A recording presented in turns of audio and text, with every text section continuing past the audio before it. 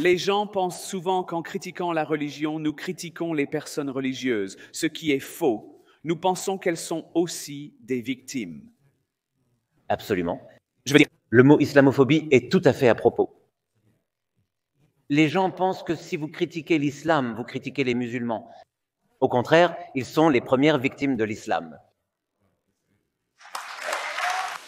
Je pense que ce qui est vraiment révoltant, ce sont les gens qui pensent, parce qu'ils sont agnostiques et qu'on ne peut pas savoir avec certitude, que la probabilité est donc de 50-50. Très différent. Je veux dire, je suis agnostique, mais je crois que la probabilité est d'environ 1% ou moins. Ce n'est pas vraiment agnostique, n'est-ce pas?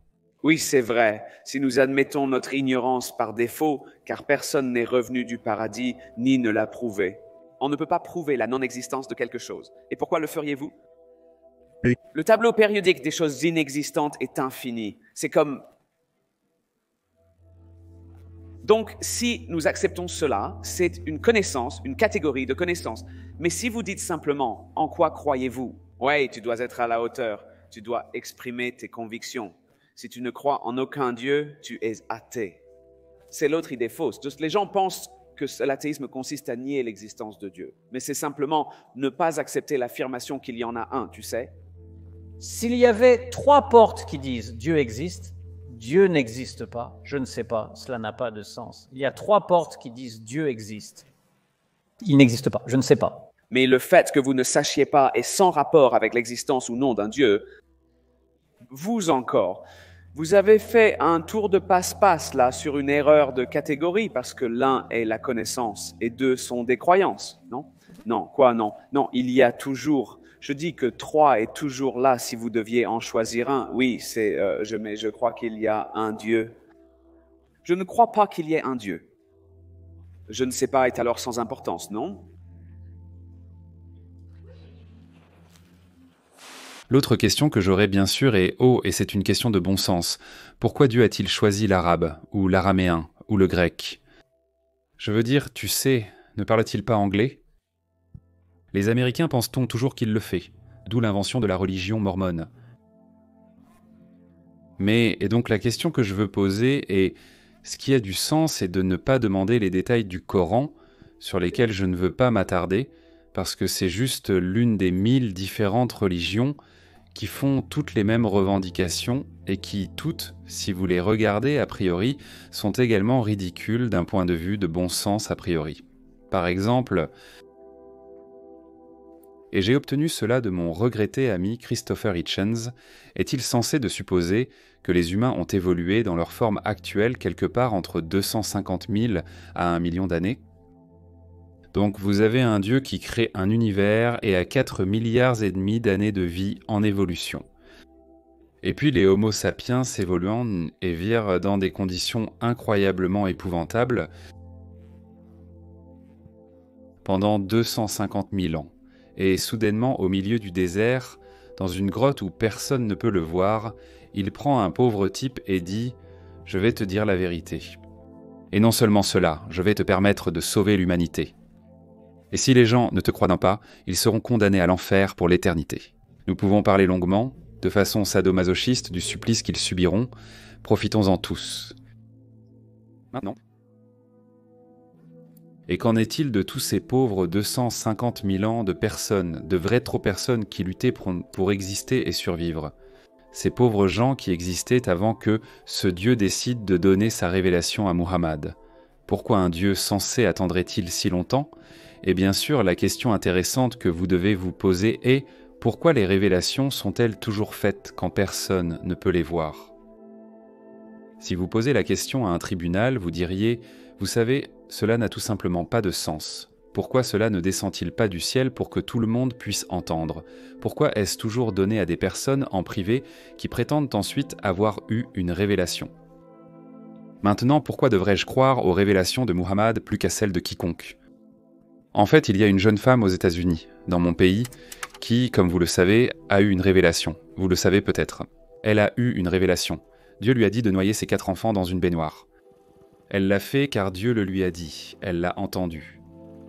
Elle l'a entendu et a eu une révélation. C'était réel. Elle a entendu des mots d'une incroyable harmonie et beauté qu'elle n'avait jamais vécue auparavant dans sa vie, et elle a noyé ses 4 enfants.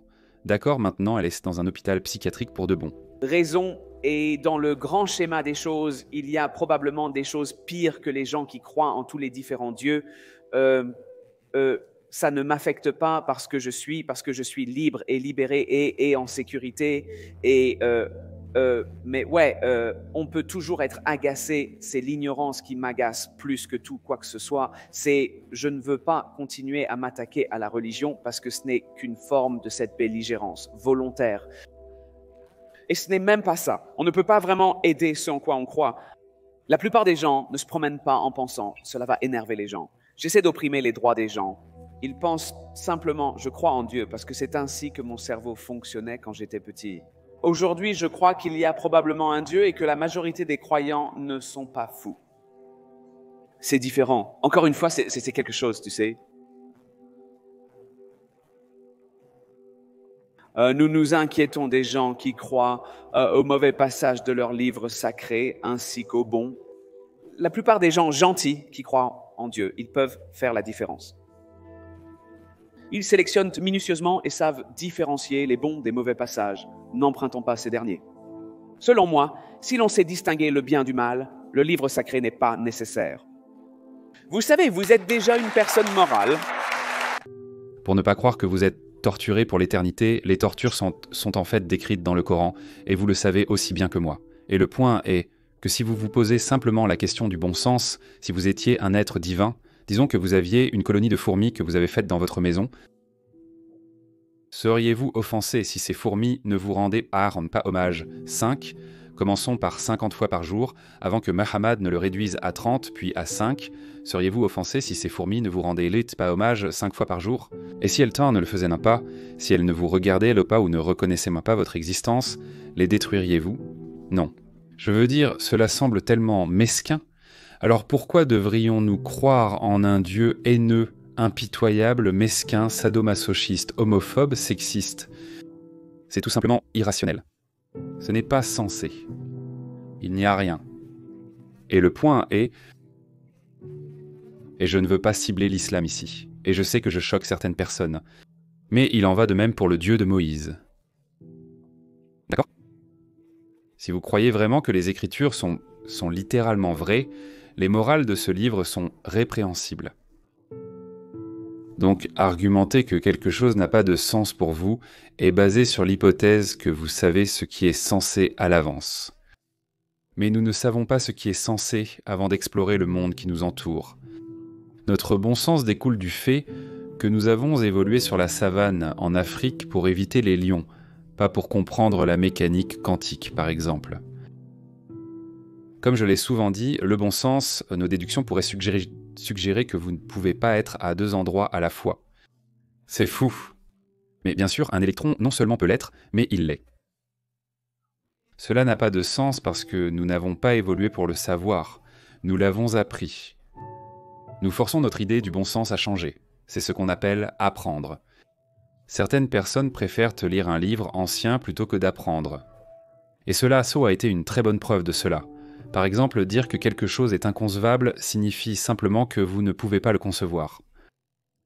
Mais la grande chose à propos de l'univers, et la raison pour laquelle je fais de la science, est que l'univers a une imagination beaucoup plus grande que la nôtre en fait. Il y a plus de choses dans le ciel et sur la terre qui sont rêvées dans votre philosophie. Et c'est ce qui est merveilleux à propos de l'univers. Les choses qui sont inconcevables se produisent tout le temps, et ce que cela fait, c'est que cela élargit notre esprit, et élargir nos esprits pour se conformer aux preuves de la réalité et du bon sens. Et c'est ce que vous appelez l'athéisme. C'est ce que c'est juste dire que je vais accepter les preuves de la réalité, et si quelque chose semble contredire les preuves de la réalité ou est irrationnel, je devrais le remettre en question.